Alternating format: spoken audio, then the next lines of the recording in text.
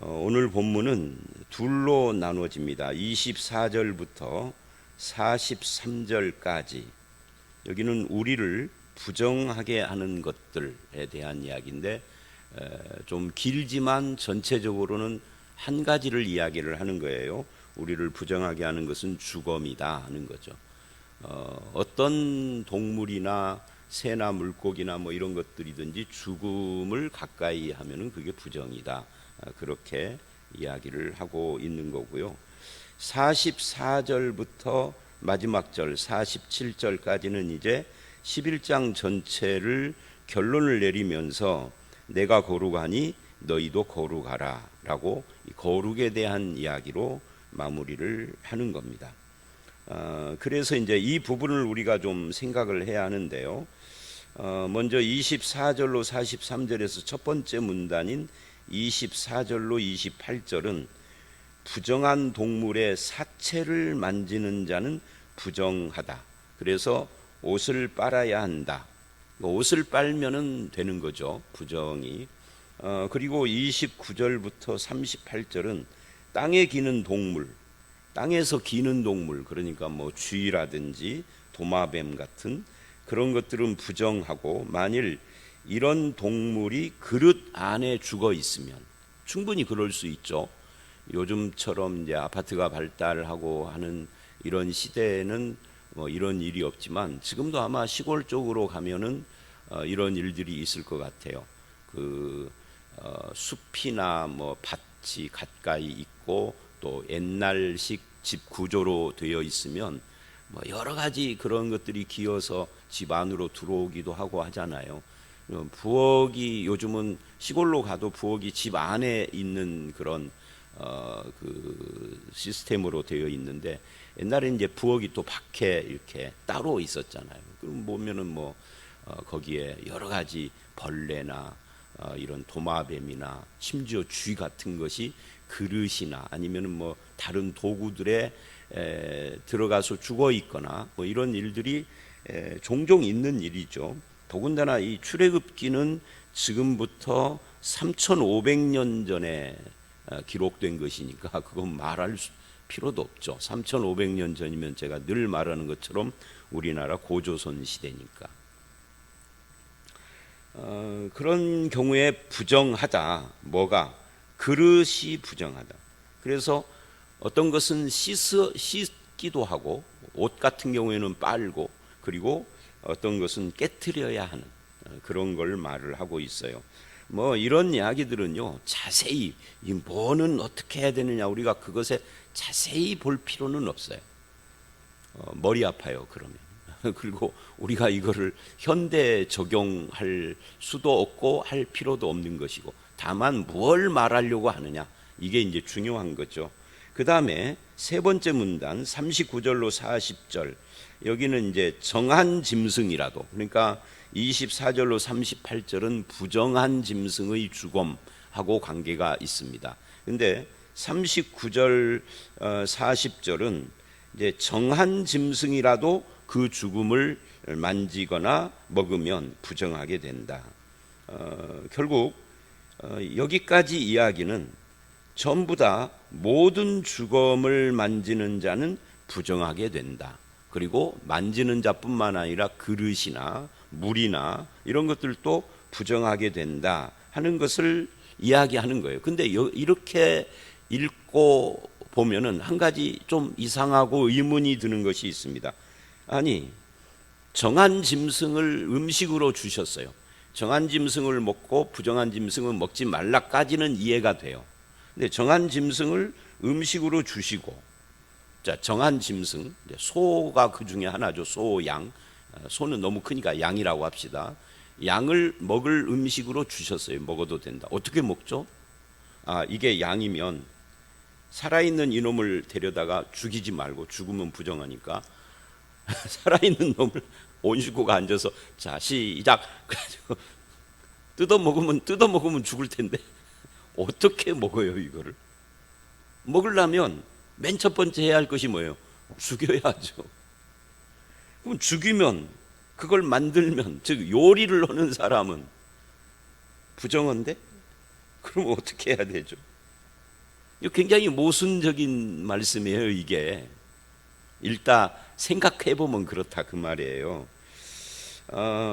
그러니까 이게 모순인 것 같지만 결국 이 본문이 말하고자 하는 것은 무엇이냐면, 이제 정한 짐승의 죽음을 말할 때는 이제 다른 짐승, 부정한 짐승의 경우와는 달리 그 부정의 기간이 짧죠. 저녁까지, 그죠? 그렇게 짧아요. 그리고 이제 그 저녁이 되면은 옷을 빨고, 그렇게 말을 합니다. 옷을 빨고. 이것도 조금 그래요. 그 3,500년 전에 사람들이 옷이 얼마나 많이 있었을까. 요즘은 뭐 옷이 싸게 막 공급되고 10,000원짜리 몇천 원짜리들도 살려고 맘만 먹으면 좋은 것들이 참 많아요. 그런 시대이기 때문에 뭐 각자 옷을 한 벌만 입는 사람은 거의 없을 것이, 거의가 아니라 99.9% 없을 것입니다. 우리나라처럼 사계절이 있는 나라는 더 그렇죠. 한 계절에도 적어도 옷이 하나가 아니라 한 2개 이상은 다 있을 것이고, 솔직히 말하면 2개만 있겠어요. 그런데 3,500년 전 그 가난하던 시절, 경공업이라는 것도 없던 시절, 다 수작업으로 옷 만들고 하던 시절에 옷이 얼마나 많이 있가니, 오늘 음식 만들려고 닭 잡으면 저녁까지 부정하니까 옷 빨고 내일 입을 옷이 따로 있고, 뭐 옷이 몇 벌씩 있어야 되는데, 그게 과연 부자야 그렇겠지만, 이제 신약 시대에 가보면 복음서에 가난한 자의 옷, 복음서로 안 가고 이 출애굽기에도 그런 말이 나와요. 가난한 자의 옷을 저당 잡지 말으라. 왜냐하면 이게 겉옷이 되지만 저녁에는 이불이 돼요. 그러니까 옷 한 벌로 이불도 되고 저녁도 되고, 옷도 되고 이불도 되고, 그 다음 날 뭐, 그러면 이 사람들은 음식을 어떻게 잡아먹지? 육식을 한 벌밖에 없는 옷, 그날 저녁에는 부정하니까 빨아야 되는, 그 다음 날은 속옷만 입고 다녀야 되나? 이게요, 가만히 생각해 보면은 굉장히 이게 모순된 부분이 있단 말이에요. 그러면 이 본문이 말하고자 하는 것이 뭐냐 하는 거죠. 그거 어렵지 않아요. 이 본문이 말하고자 하는 것은 죽음에 대한 겁니다. 죽음의 무서움, 죽음의 부정함, 이거를 상기시키려고 하는 거죠. 그리고 모든 죽음은 무엇하고 관계가 돼요? 죄하고 관계가 되죠. 죄의 삭습 죽음이니까 거꾸로 하면은 죽음의 근원은 죄다, 이렇게 이야기를 하는 거죠.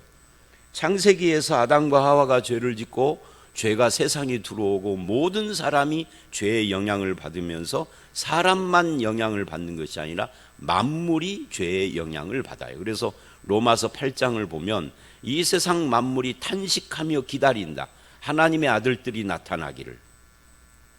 이 탄식하는 만물입니다.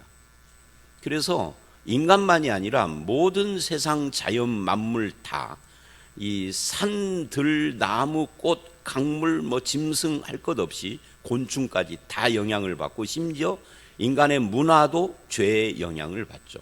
결혼은 죄를 짓기 전에 하나님이 허락하신 거잖아요.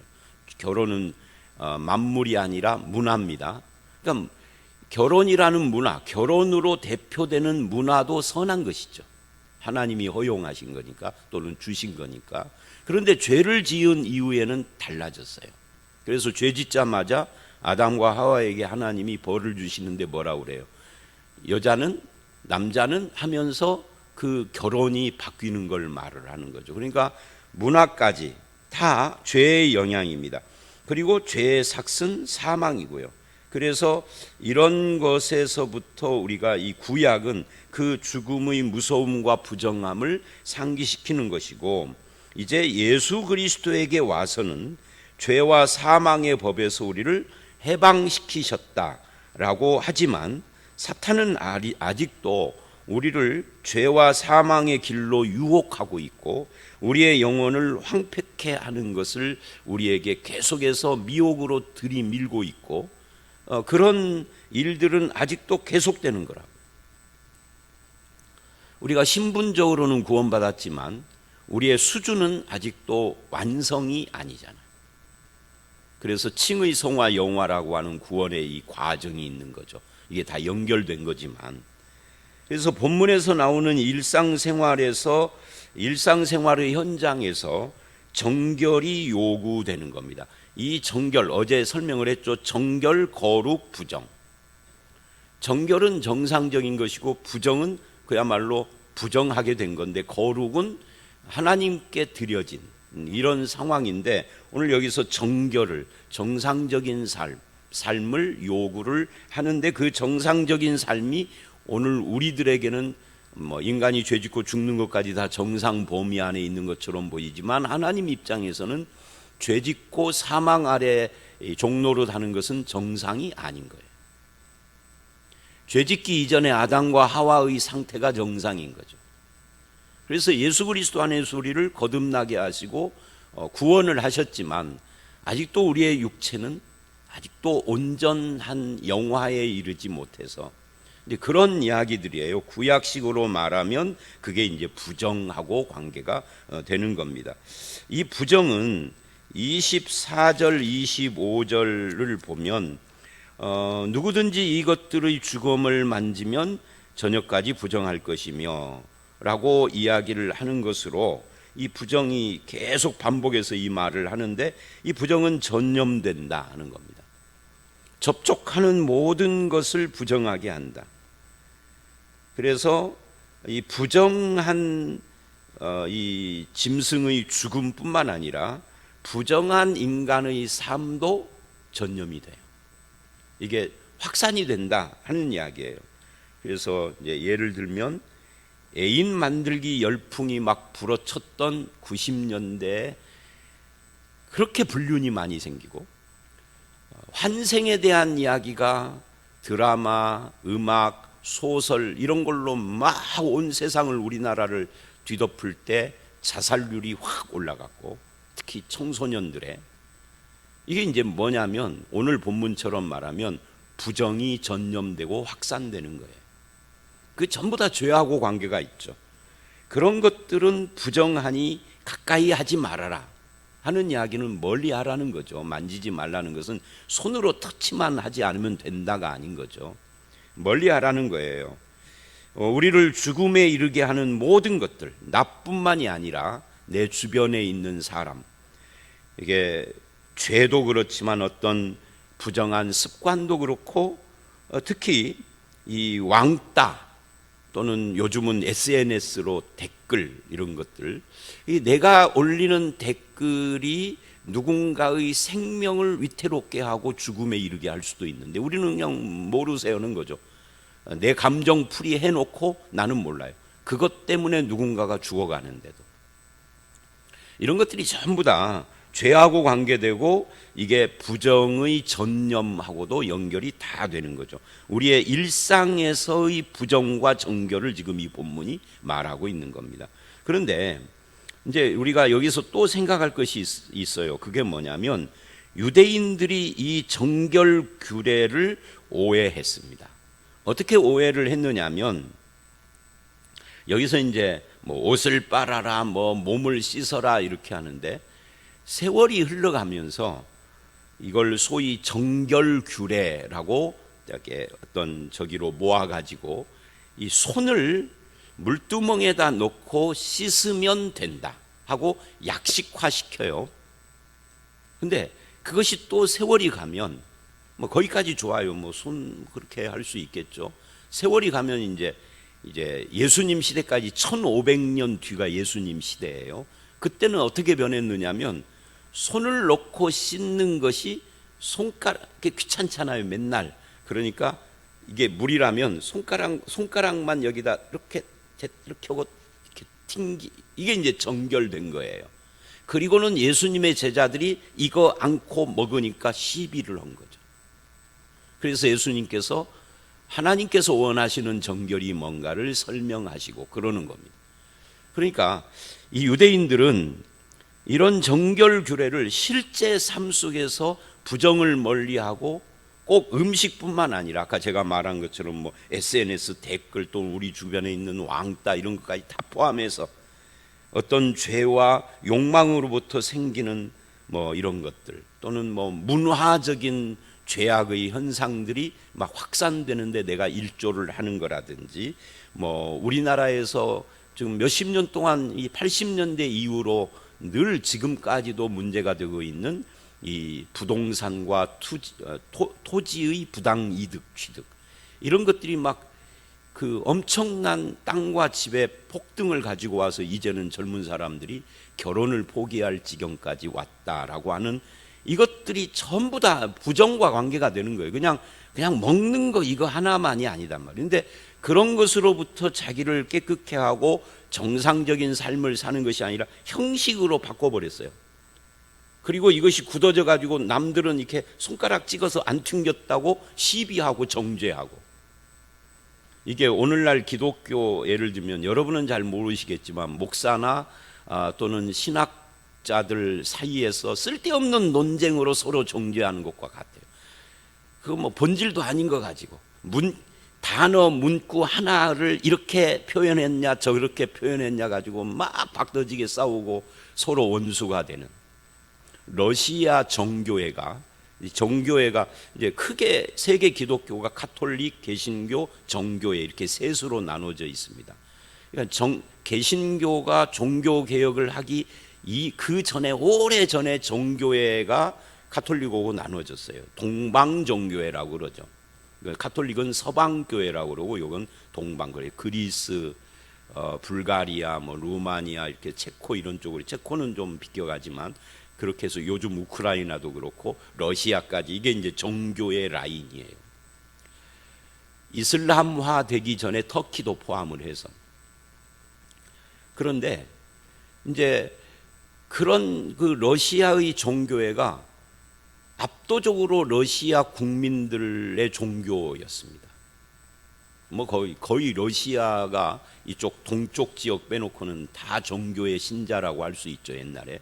그런데 70명밖에 안 되는 공산주의자들에게 먹혔습니다. 왜 그러냐를 후대의 역사가들이 이야기를 할 때 그 당시의 정교회가 아주 쓸데없는 신앙 논쟁으로 날새는지를 몰랐어요. 그 중에 하나가 이런 거래요. 이 사람의 손가락 끝에 천사가 몇 명이나 올라 앉을 수 있냐? 한 명이다? 아니다, 3명일 거야. 하고 진짜 어이없는 거죠. 그죠? 그걸로 신학자들과 교회 목사들이 날 새는 줄 모르고 맨날 논쟁을 하는데, 한쪽에서는 공산화 혁명이 잠식하고 먹어버린 거죠. 부정부패, 그리고 쓸데없는 이 진리가 아닌 것에 대한 그런 논쟁. 러시아가 힘을 잃어버리고 이제 오늘날까지 저 지경이 돼요. 자, 그러니까 여기 이제 형식화되어진 신앙, 그걸로 남을 정죄하고 죽이며 자기 의를 드러내고, 이게 이제 유대인들이 정결 규례에 대하여 오해한 겁니다. 하나님이 원하시는 것은 거칠의 정결이 아니라 마음의 청결이에요. 그리고 정결한 삶이죠. 그거를 바라시고 이런 규례를 주신 거죠. 너의 일상에도 정결이 필요하다. 먹는 것뿐만이 아니라. 그래서 이제 예수님이 오셔서 마가복음 7장에서 입으로 들어가는 것이 아니라 네 마음에서 나오는 것이 너를 부정케 한다라고 하면서 죄의 문제를 지적합니다. 이게 정결 문제는 죄의 문제라는 거죠. 죄가 너를 부정하게 한다. 마음에서 나오는 것이 그거니까. 그러면서 곧 하고 쭉 지적하는데 한마디로 말하면 게 죄예요. 그래서 이제 이 본문의 이 정결 규례가 그런 의미를 가지고 있다. 43절까지. 그리고 44절로 47절은 정결이라고 하는 이 가운데 정상적인 것에서부터 더 나아가야 할 필요를 이야기를 합니다. 그게 뭐예요? 그게 내가 거룩하니 너희도 거룩하라 라는 거예요. 이 거룩에 대한 오해도 만만치가 않죠. 어떻게 오해를 하느냐면, 우리는 거룩을 뭐 검정색 양복, 요즘은 그렇게 오해하는 사람이 드물지만 지금도 그런 경향은 좀 남아 있어요. 옛날에는 교회에서 검정색이 아닌 양복을 일반 신자들은 몰라도 목회자들은 입을 수가 없었어요. 그것도 단색으로 안에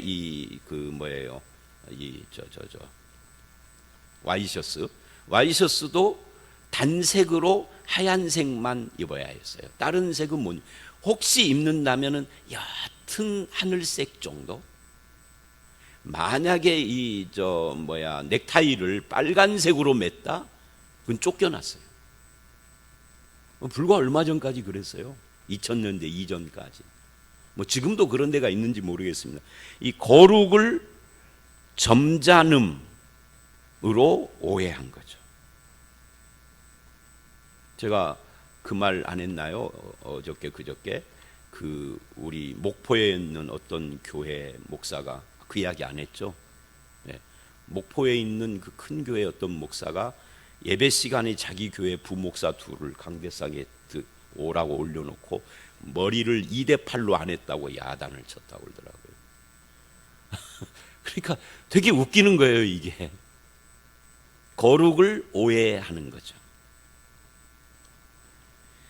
그런데 이 본문을 보면 46절에 이는 그래요. 이는 짐승과 새와 물에서 움직이는 모든 생물과 땅에 기는 모든 길짐승에 대한 규례니, 정하고 부정한 것을 분별하는 이유를 말하면서 그것을 이제 이 먹는 것만이 아니라 우리의 삶의 모든 것에서 너희가 거룩해야 된다라고 말하는 겁니다. 거룩은 뭐라고요? 아까도 설명을 하고 어저께도 한참 설명을 했었는데, 거룩은 구별이라고 해요. 하나님께 드림이라고요. 그러면 거룩이 구별이고 누군가에게 나를 드리는 거라면 내가 거룩하니 하고 하나님도 거룩하다고 그랬어요. 그러면 하나님은 까만 양복 입으시나요? 까만 넥타이, 파란 넥타이만 차시나요? 하나님은 뭐가 거룩한 거죠? 이게 이제 사실 우리가 잘 이해를 못하는 부분이죠. 근데 하나님이 내가 거룩하니라고 할 때 하나님도 누군가에게 자기를 드렸다, 구별했다 그 말이에요. 그게 누구예요? 너죠, 너. 내가 너에게 거룩하니 너도 나에게 거룩하라. 이게 사랑인 거예요, 거룩이. 그래서 우리가 하나님 앞에 거룩하다라는 것은 옷 매무시나 옷 어떤 종류의 문제가 아니고 색깔의 문제가 아니라 하나님을 사랑하는 거예요. 사랑하니까 나를 드리는 거죠. 그럼 하나님도 너를 사랑하여 나에게 너를 주는데 너도 그렇게 살아라 라고 말하는 겁니다. 그럼 네가 나를 사랑하고 나도 너를 사랑한다면, 그렇게 서로에게 구별돼서 내가 너의 것이다, 너도 나의 것이 되라라고 한다면 십계명을 지키는 건 일도 아닌 거죠. 사랑 안 하니까 계명을 지키는 것이 빡빡하고 힘들고 그러는 거지, 사랑하면 일도 아닌 거예요. 여러분 그 연애할 때 보세요. 시간 내서 만나러 가는 것이 일이 아니라 기쁨이잖아요. 결혼하고 나서는 그게 일이 돼요. 그죠? 이상한 거예요.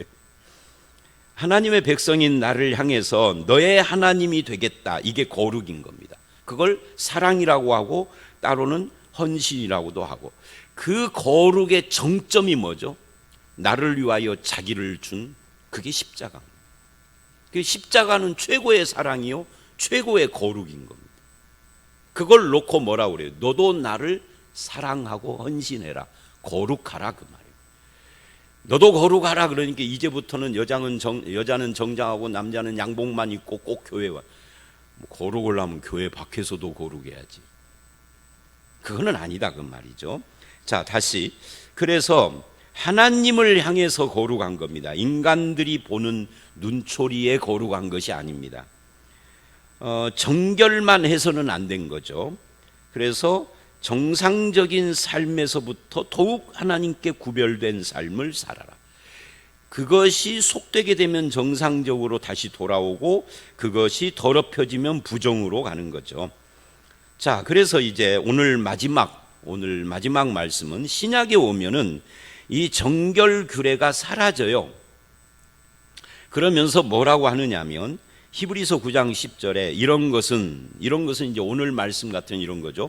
먹고 마시는 것과 여러 가지 씻는 것과 함께 육체의 예법만 되어 개혁할 때까지 맡겨둔 것이라. 개혁할 때 그게 뭐예요? 예수 그리스도입니다.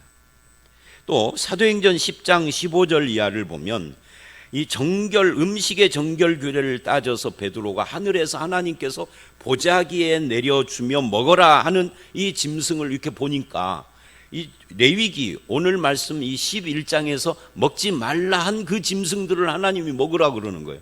그러니까 베드로가 나는 부정한 건 먹지 않습니다 라고 2번이나 거부를 해요.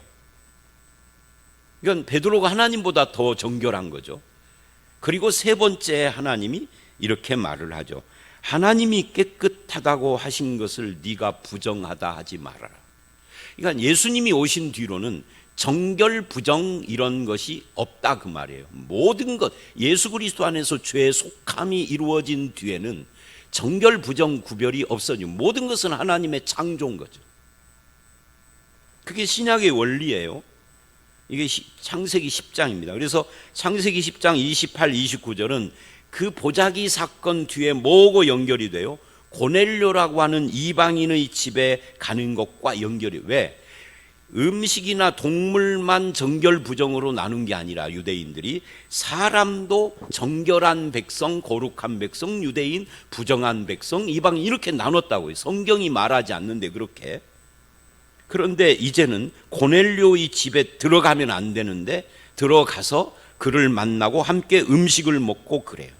이제는 사람에 대한 구별도 더 이상 하지 말아라. 하나님 안에 있는 사람은 다 똑같다라고 말해요. 이 신약입니다. 사도행전 15장을 가면 이방인의 할례, 즉 율법 지키는 문제에 결론을 내릴 때 베드로가 이 사도행전 10장의 고넬료 경험을 가지고 말을 합니다. 예수 안에서는 모든 인간의 담이 무너졌다 하는 거예요. 이제 경계, 구별하는 것이 없어졌다. 이제 하나님은 자기가 창조한 모든 것, 인간이든 동물이든 뭐가 됐든 그 모든 것을 보시기 좋았더라 하신 창조의 선함과 아름다움을 회복한 관점으로 보신다는 거예요. 예수 안에서는. 예수 밖에서는 여전히 왕따도 시키고 사람을 구별하고 차별하고 하겠지만 예수 안에서는 그 모든 것이 이제는 없어졌다. 이제는 새로운 창조물이다, 피조물이라는 거죠. 그리고 마지막으로 디모데전서와 고린도전서 10장에 디모데전서 4장 1절로 5절을 보면 하나님이 창조한 모든 것이 선함에 감사함으로 받으면 버릴 것이 없다, 이렇게 결론을 내려요. 그래서 성도는 자기 죄 때문에 부정하게 되는 것이지 창조물 자체의 정부정은 인정하지 않습니다. 성속이 이제 우리에게는 없는 거예요. 내 죄 때문에 내가 부정하게 되는 일은 있어도, 그리고 나 자신도 예수의 피로 씻어 정결케 되고 이제는 하나님께 거룩하게 구별하여 주님께 드려진 삶을 살아야 하는 거죠. 그래서 고린도전서 10장 23절로 31절을 보면 여러분이 잘 아는 유명한 말씀이 나와요. 먹든지 마시든지 무엇을 하든지, 3가지죠. 먹든지 마시든지. 오늘 이 11장이 먹고 마시는 거잖아요. 먹든지 마시든지 무엇을 하든지예요. 먹는 문제가 아니라 삶입니다. 다 하나님의 영광을 위하여 하라. 이제 세상과 우리는 달라졌습니다. 그래서 정결하고 더 나아가서 거룩한 그런 삶을 살기를 힘써야 합니다. 이게 오늘의 결론이죠. 저와 여러분의 삶이 하나님 앞에서 하나님의 뜻을 이루는 정결하고 거룩한 삶이 되시기를 주의 이름으로 축원합니다. 함께 기도하겠습니다. 하나님, 우리를 부정하게 하는 음식뿐만 아니라 세상의 문화나 우리의 삶의 습관들이 많이 있습니다. 주님, 이제 주 안에서 정결하게 됐고 이제는 주님이 나를 향하여 거룩한 즉 너도 나를 향하여 거룩한 하나님을 사랑하고 헌신하는 그런 사람이 되라고 하셨사온즉 이제는 세상을 구분하고 음식이나 사람을 차별하고 구별하는 것이 아니라 하나님의 영광을 위하여 하나님을 사랑하고 그 은혜를 감사하는 마음으로 우리의 남은 인생을 살아가게 하여 주시옵소서. 나를 만나는 모든 사람이 부정하게 되는 것이 아니라 나를 만나는 모든 사람이 정결하게 되는, 그리고 나아가서 거룩하게 되는 일에 내가 쓰임 받도록 인도해 주실 줄 믿사옵고 예수님 이름으로 기도드렸사옵나이다. 아멘.